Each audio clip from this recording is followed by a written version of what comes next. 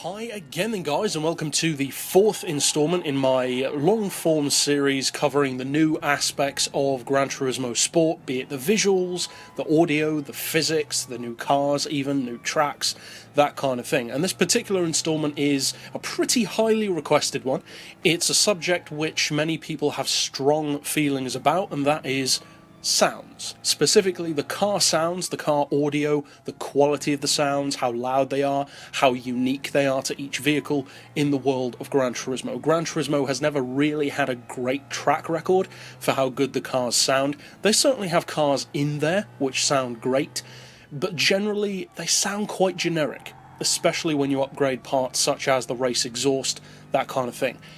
There are some, as I said, which are unique, some which sound good. The tank car is pretty unique, the Espace F1 was unique on Gran Turismo 2, the Honda HSV10 is probably one of the most notable ones on GT6 that sounds pretty unique and pretty great as well. You've got the Red Bulls, the Tomahawk, the Formula cars, they do have unique sounds, but it's more the rest of the cars, the more street-level vehicles, which don't sound that great.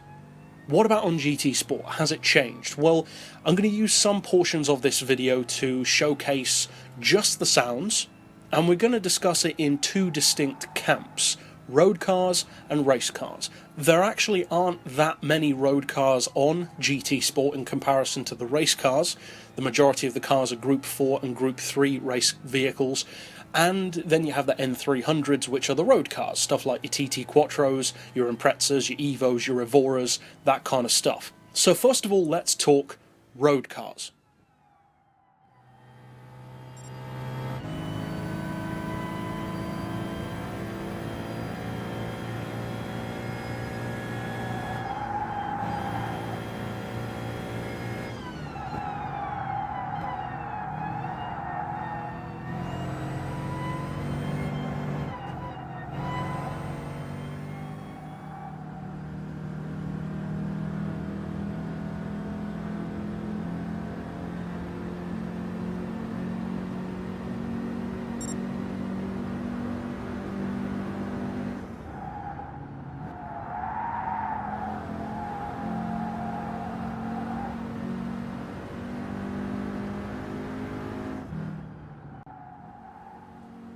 Now, as you heard, of course, from those couple of clips, the sounds aren't bad, certainly not. The question isn't, is Gran Turismo bad for car sounds? Because it's not, if you actually think about it. The question is, do they have a tendency to become generic? Well, yes, they do. So is GT Sport guilty of that as well? Well, it's hard to say in the broader scheme of things because we don't currently have upgrade parts to work with. You can tune the cars, but you cannot do things like upgrade the exhaust. So we can't really say stuff like that for now. But in their relatively stock forms at least, there are certain sound effects which dominate certain cars' audio, especially from cockpit view. And in that Impreza, for instance, you could hear that distinctive whine in the cockpit and also quite a pronounced turbo spool-up sound as well. Now, you wouldn't really get that on Gran Turismo 6 or older games. Some cars may have had it, but it wasn't really noticeable. You could sometimes hear the dump valve, but that was about it. And even then, it was only from certain camera angles. Most of the cars did not have a very pronounced turbo spool-up kind of sound. And that little distinctive whistle is cool. A lot of people love the sound of a turbo, a lot of people also love the sound of a supercharger. But that brings us to that distinctive whine, because superchargers, of course, at least some, such as a twin screw, do have that distinctive whine, and it actually comes from the belt which drives the supercharger. That's where the whine comes from. Why then do you hear that in a TT Quattro or an Impreza? Well, the reason is very simple. Those cars have upgraded gearboxes. You can select whether you want the stock gearbox or the race gearbox. It's one of the relatively few upgrades that you can actually do to some of the cars on the game. And for those who aren't familiar with the ins and outs of cars as much as others, basically the reason why you have that whine is because in a normal car's gearbox, the interlocking gear teeth on the individual gears are what they call helical cut. So the shape of the teeth which interlock with each other are kind of like the shape of a Citroen logo. And this results in a better interlocking between the gears. It makes them quieter, smoother, and it does increase surface area, which also increases wasted energy, but for a road car overall, it is preferred. In a race gearbox, they don't have that. In a race gearbox, it's simpler and more about the speed than the sound or the comfort level. So in a race car gearbox, the gear teeth, interlocking of course, are what they call straight cut, and they're the kind of teeth which you would typically think of when you think of gears interlocking, just straightforward, straight teeth. That causes a whine. That straight cut gear type is much louder than a helical gear arrangement, and that is why race cars have that distinctive whine even if they don't have a supercharger. Now, it may be annoying initially, even knowing that information, how loud that whine is in something like an Impreza or an Audi, but the reason why is because that's how loud it would be in real life. They are very loud gearboxes, and you can also hear those gearboxes in rally cars as well. That's why the cockpit cam of rally cars in real motorsport cameras has that high-pitched whine.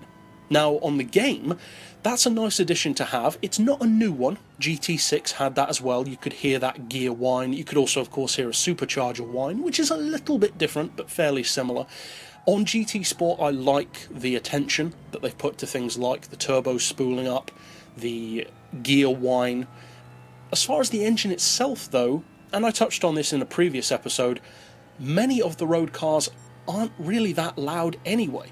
Many modern cars have so much electronic control involved, they're much more efficient than they used to be, etc., that they're just not as loud as they used to be. So by nature of that, the cars, even when being pushed hard, are not going to sound as crazy as you might want them to, which is tying in again to what I said in a previous review episode in this series about some games being better than real life and some games being like real life. There are some games which make the cars deliberately sound much more exaggerated than they do in the real world, such as Need for Speed games. You can hear the turbo, you can hear the whine of the gears, you can hear massively accentuated tyre sounds, all that kind of stuff.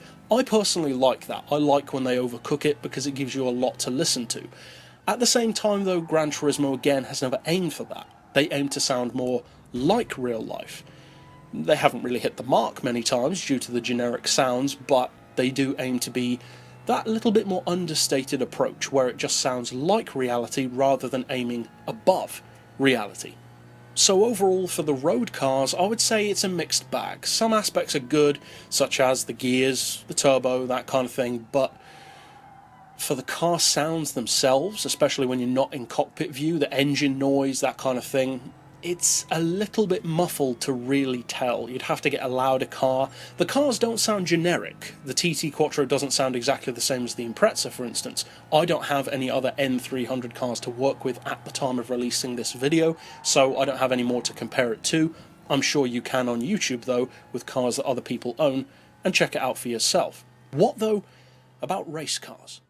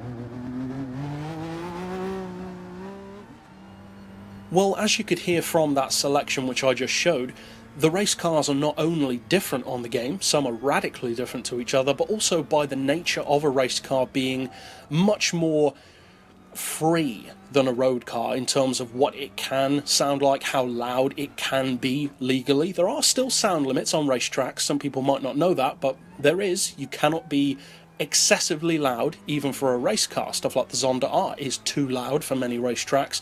But in general, race cars give you more creative freedom to legitimately make the car louder, to make it sound more extreme, to give you more to work with. As you could hear from the FT1, for instance, it does sound different.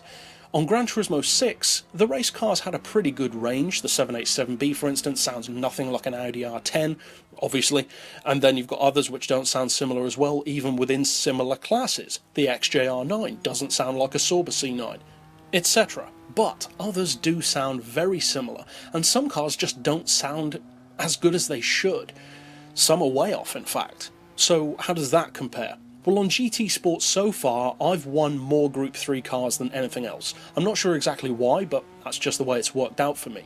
And so far, each of those cars that I've won does sound unique, and that's a very good start. The SLS has that muffled, very deep, almost kind of tinny but not quite sound, which the actual SLS does have. Then you've got the FT1, which is much louder, revs up to around 10,000 RPM. It has that more raucous kind of sound, which you would hope a car like that would have, given that it doesn't actually exist.